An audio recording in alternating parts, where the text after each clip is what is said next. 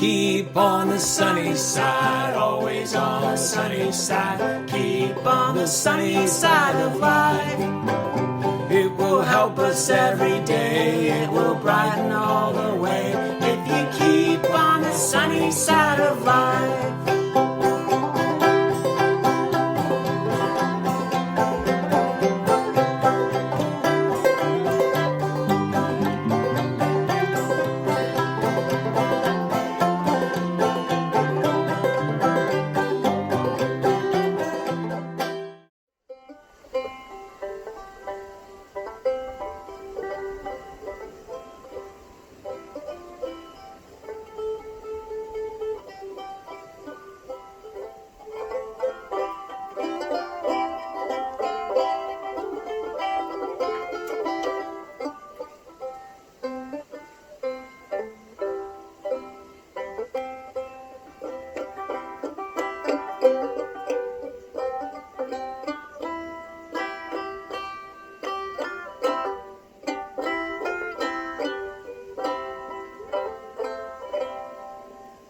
We've been talking about fighting for faith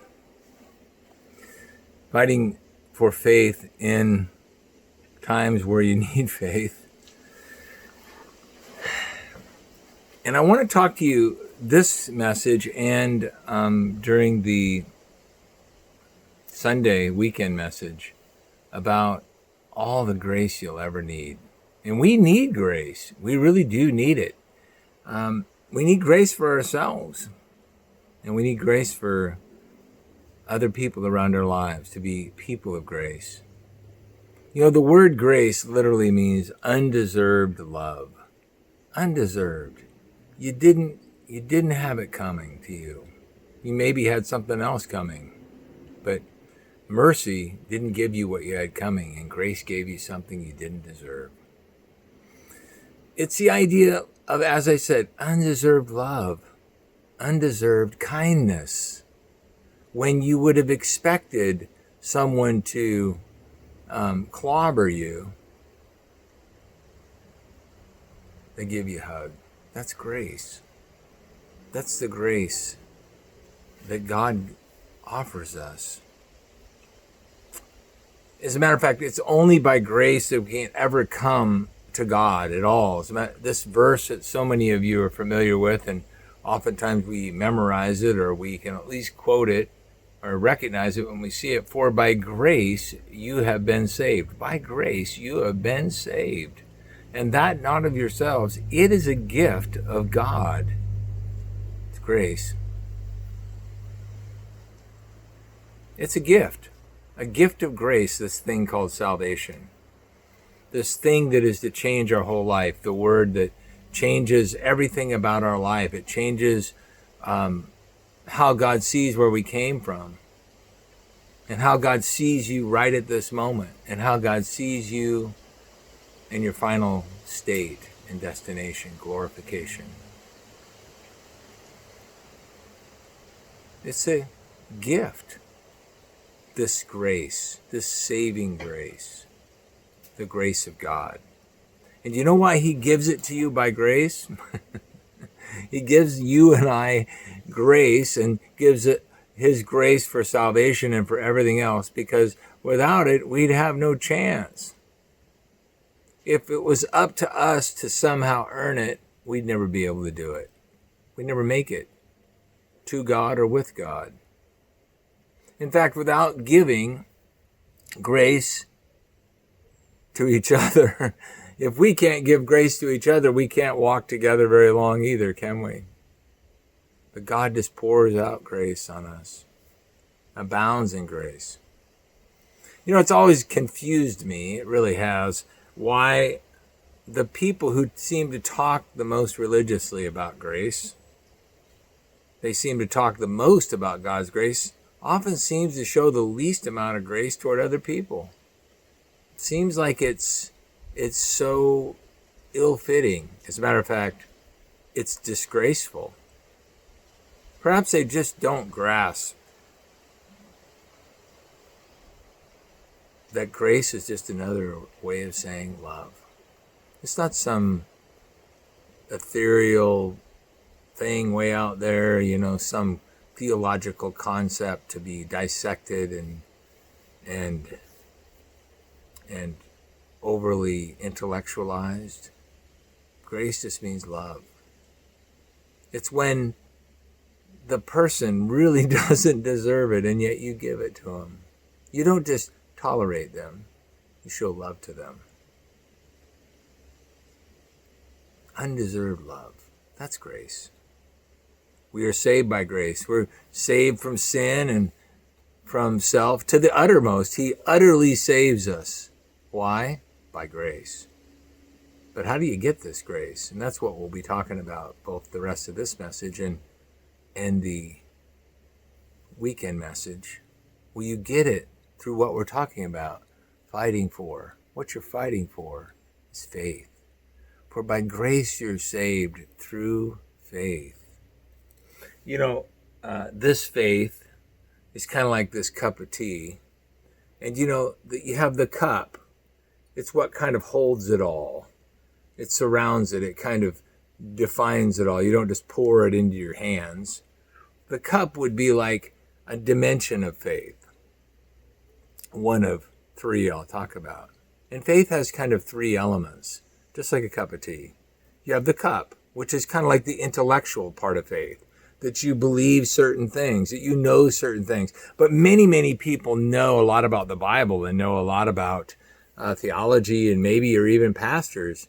They may be as angels of light, the Bible says, or appear that way. But that's intellectual faith. It's propositional in a way. It's good. It's like that nice ceramic cup I have. But it's not enough. It's not complete. It just contains it. The devil believes in God and trembles. That's fact. But then there's emotional faith. That's that brilliant, beautiful, vibrant dimension of faith where you're so thrilled or excited, enthusiastic in that emotion, the moving of faith, the tears that affect you. But the problem with the emotional faith is when it abides alone, it's shallow. Emotions tend to be, I can be moved by many things. They may not have much to do with the realities of God. They could. And so sometimes people will cry, and of course there's always the, stories of people who are moved in a service and they cry, and maybe are in a emotional time in their life and they cry. Or they rejoice, or they have an experience of some kind of emotional, powerful emotional experience. It's very good and powerful, and I love that. I want that in my life. You can't look at when the Bible talks about joy and peace and these kind of things and not think that the Christian life has a dimension in the emotional realm. But emotions aren't enough either. Emotions can tend to be like the seed sown in the shallow ground that they, in the crises. And then when things change or calm down or you adjust, it goes away. There's emotional faith, but it's good. And the emotional faith is kind of like this wonderful tea bag I have here. It adds the flavor. It adds the kind of the punch to it. It's pretty good. But the faith that really activates it all, the part of faith, now these are all included in faith, but the dimension of faith that really makes it all happen is volitional. It's that, by volitional, I mean you volunteer. It's your voluntary move toward God, a move of surrender. It's, this is really hard for people. And I know it was really hard for me, and it's probably hard for you. And this is not just true at the very moment you trust Christ. It's true throughout your entire walk of faith. Volitional faith is that part of faith where you come back over and over again to tell God, you are God. Now, we don't like people playing God with us, but we don't like people trying to control us and tell us what to do. And that makes sense because they're not qualified.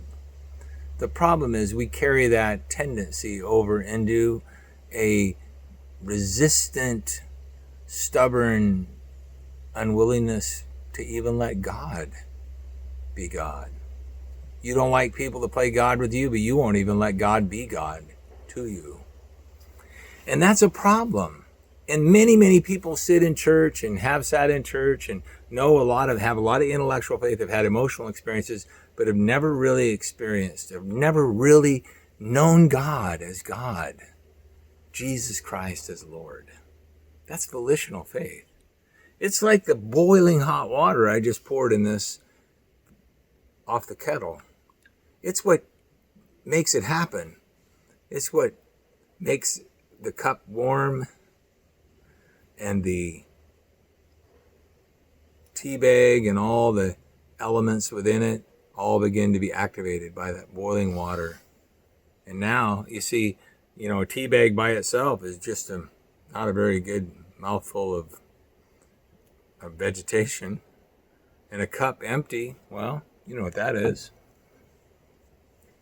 Water alone is just water. But all together, those dimensions make a wonderful cup of tea. And all together, these make a transformational life of faith. Not just a step of faith, but a life of faith. But it does start with a step. Have you ever really done that? Ever moved out of just intellectual faith?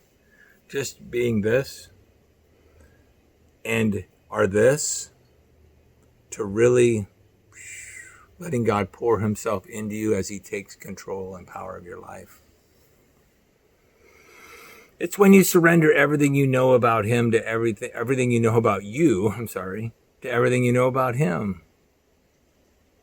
So important. And by the way, you don't know everything you need to know about you or everything you need to know about him, but today you surrender everything you know about you, all your problems, all your failures, to everything you know about him. You don't know everything, but you know he wants to give you grace. And you know what? Tomorrow you'll learn some more about you, and you'll learn some more about him, and you get to surrender again, and then you walk by faith. That kind of faith, not by sight. So, do that right now. Would you take a few minutes? You could even stop this video and just say, Lord, right now, today, everything I know about me, I want to surrender to everything I know about you. Now, I know you love me, and I know that you went to the cross and you died for me, and you will forgive me, and you provided a way for people's lives to be changed, both as individuals and even as we move together as a part of his people. We can bring change and be transformed. You need to do that if you've never done it. You need to settle that if you're unsure. And even if you think, yeah, I did that a long time ago, well, what about yesterday? Or what about this morning? Did you surrender everything you know about yourself to everything you know about him? You see, all of these make up this intellectual and emotional and volitional faith. All of these make up grace-giving faith. For by grace you've been saved through faith. That's the faith he's talking about. And the fight of faith and the fight for faith begins and ends with grace. That's what we're after. We need grace. We do.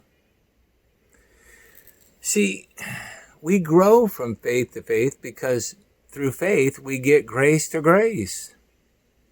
That's what it's all about. You can't earn this by working. You can't earn this kind of love. It's not that kind of love. You can't earn it by working in your kind of scorekeeping mentality about life. You can't earn this. It doesn't work into your system. It's grace, undeserved. You didn't earn it. Didn't work for it. You couldn't earn it.